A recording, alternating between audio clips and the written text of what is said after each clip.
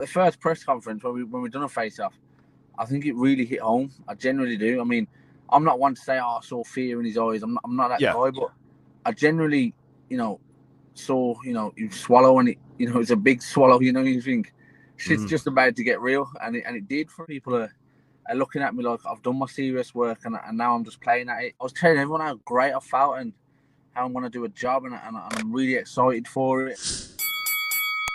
Sam, always a pleasure to have you. Welcome to the show, mate. How are you doing?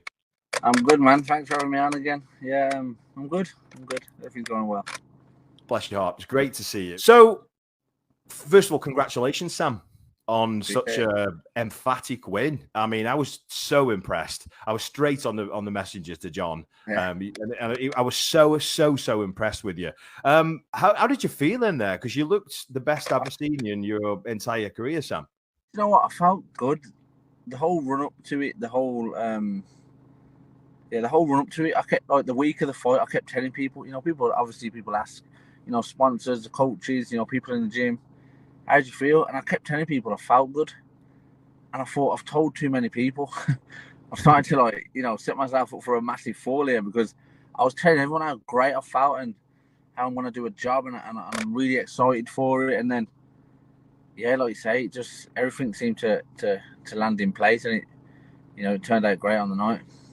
For me, I mean, I was expecting a completely different fight. I do think, from me personally, I do think Pigford potentially underperformed. Either that or you overperformed, because we've seen Pigford go out there and absolutely clean guys. I think when you're fighting a kid who's 20-0 with 19 knockouts, it don't matter whether you've knocked them kids out in the ring or on a pub car park. Do you know what I mean? I kept telling people this all week. That means you can really punch. You've knocked 19 people out. I mean, how old are you now, Sam? 29 now. It's mad. It's like you've been around forever. Yeah, like I said after the fight, I think people that, because I have been here for a long time, and I get it. I've been here a long time, and I've had a load of fights, but I think a lot of people are looking at me like I've done my serious work, and now I'm just playing at it, and I'm just trying to earn a bit of dough, but that can't be far. It's not far from the truth. I've really taken it serious lately. In the last few years, I've took it more serious than I did, at the start when I was winning British and the European. I'm really putting a lot of effort into it, and I think it shows. But people are looking at how long I've been boxing and the amount of fights, and kind of, like I said, just putting me down as like a, I've done my serious work, and I'm just here to, make some dough now. But yeah, it's not the truth. Like I say, I'm here to win bouts, and I'm here to, climb the ranks. I honestly believe you. I honestly, because a lot of people can be really media trained and talk a load of crap, but you straight down the line with what you're saying. I like it. I like it. What I will say though, I was a little bit underwhelmed by Pigford, because, like you say, he didn't seem to get going at all in the fight. He didn't seem to have an answer at all. And, no disrespect to him, because I'm sure he'll look back and be really, really upset. Why do you think it was such a bad performance? Was it his inactivity? Or was it just that you had his number? I don't believe in a lot of this inactivity thing. I think, if you're a boxer and you're a full-time athlete, you're in the gym anyway. So this inactivity thing, I've never done that. I've never give that excuse, and I've never really took that excuse serious by anyone.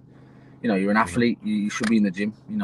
It doesn't matter how many times you box. You're fit and you're sharp. It doesn't matter. But I think, the occasion. I think as well. When you're looking, when you do a face-off and you're looking at someone that's coming to give it you back, it changes the face-off to what you normally, what you're normally fighting. And I think, at the first press conference when we done a face-off, I think it really hit home. I generally do. I mean, I'm not one to say, I saw fear in his eyes. I'm not that guy, but I generally, saw, you swallow, and it's a big swallow. You think shit's just about to get real, and it did for him. So, and like I said, I've got nothing against him. He was a cool guy. I spoke to him afterwards. Backstage, I spoke to him and his dad, and I said, look, don't let this get you down. I've had 8 nights like this. I've had worse opposition, so don't let it get you down. Just keep your eye on the goal and carry on pushing. But yeah, I think when you get into a serious fight and you're doing a face-off, it's different to when you're facing off against someone that's come to get knocked over or go the distance sort of thing. And I think it really hit home on the press conference on face-off, because like to me it's water off a duck's back. like I just said, I've been here ages. Yeah. This is, you know, a day's work to me. I think he noticed that. I think he thought, this kid's not bothered at all. Right. 19 knockouts, 20 wins, all that shit was like, you know, it doesn't bother me at all. Do you know what I mean? So, and I think it hit home. And I think from then on, it kind of just got to him. And like when he walked to the ring, when you watch it back, I think he. I mean, obviously I didn't see it on the night, but I think when you watch it back, I think he looked nervous. Okay. And then he hit me with a few good shots in the first couple of rounds. And like I say, I was, you know, it didn't bother me. I don't think he's had that before. So feeling his power in there, because he can bang. I mean, like you say, it doesn't matter. It's a bit like the Deontay Wilder situation. Yeah, there might have been 40 bums that he knocked out. I don't like calling people bums, but that's what people out there say, because they're all fighters, all respect to them. But let's just say, for argument's sake, they're 40 bin men. It's kind of, they've still got to put them people out. So, I mean, did you feel... The whole fight week, I said this whole fight, I said, people are saying, but you knocked out people. I'm saying, listen, if you knock 19 people out in a pub car park, you can punch. It don't matter who you're knocking out, you're putting them out. So I did think about that, and it was in the back of my mind. But once I got in there, and like I say, he was nervous. I don't know, he hit me with a few good shots, and it was just like I say, water off a duck's back. And really? I think he noticed that. And then, you know, once he, you know, he kind of like demoralised him. I just went to work, and you know, it was the end. I mean, I'm not being funny, but if you're standing in front of Sam Eggington and you're hitting him and you're not hurting him, you know he's coming for you. Yeah, that's one thing you can. There's a reason why you're called Savage, mate. If you're throwing punches, and it's meat and drink to me, you know, that's me. Then dinner time, and I'm going at it, and I did, and it, you know, worked out. I like it. No, it was good. Did you not feel his power then, really, at all in there? No, did you have no respect for that? Because I did spar him, if you say. It said on the commentary, I sparred him a few years ago. And even then, I thought, Jesus, this kid can really hit. But again, you know, when you're sparring at 12.5 stone, and then you're fighting the day after you've made 11, you're not the same man. Okay. So, I mean, you can punch at 11 stone, but it's not the same punch that I remember. Maybe that's why I didn't really think he could punch, but he could punch, but it weren't snappy either. It was like really thud, you know, like a thud. You saw them coming, so they kind of hit you and they hurt, but it weren't snappy like it's gonna, you know, not concussive sort of thing. So right, I see. Yeah, I just, you know, kind of rolled with him and, you know, took what I had to take and give back. But yeah, it was I think from the second round onwards, it was the start of the end, if I'm honest. But yeah. You had his number. You really, really did. I was just surprised the way the fight went. I mean, I had you as the favourite, to be honest, to win the fight, just from your experience. And if you look at his record compared to yours, there's a massive gulf in the level of opposition. But great performance. I said this as well at the open workout. I said anyone that I've boxed in the last 4 or 5 years would either beat him and beat all the opponents he's had, or you know what I mean. So. That's why his record didn't really faze me as much. I mean, yeah, you know, if I had the same record, I'd probably knocked him all out as well. Do you know what I mean? So, right. So, for yourself, you said you're not here to make up the numbers now, Sam. You mean in business? You never really have, but you mean in business now, and you've had for me a career best win. What's next for you? But again, I said it. I'm pretty sure I've said this the last time we was on. I've never really planned anything because my whole career has been made on opportunities. You know, if the phones rang, we've weighed it up and took the opportunity. You know, it started with the Midlands, you know, the Commonwealth, you know, the Shane Singleton, the WEC International thing.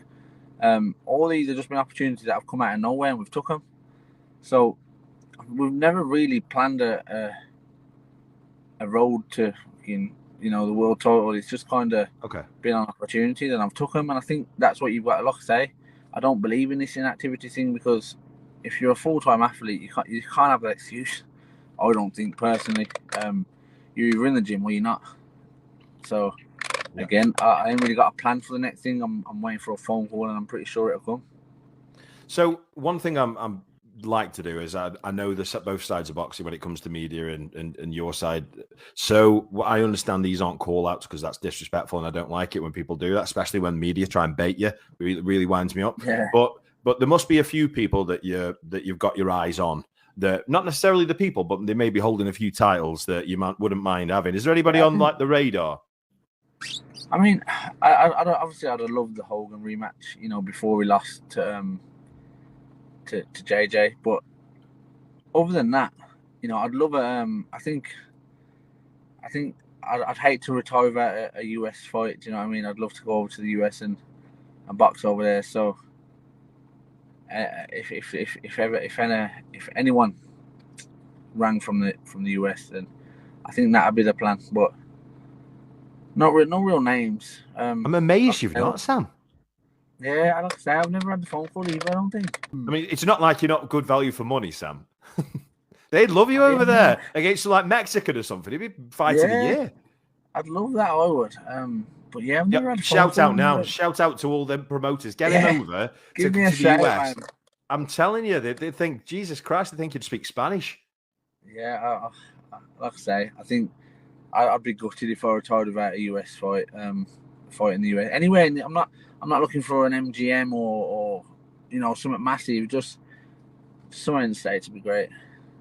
Awesome. I like the idea of it. There's a promoter out there. A lot of promoters watch this. Get Sam over there because he's value for money. I'm telling you that now. Every single penny.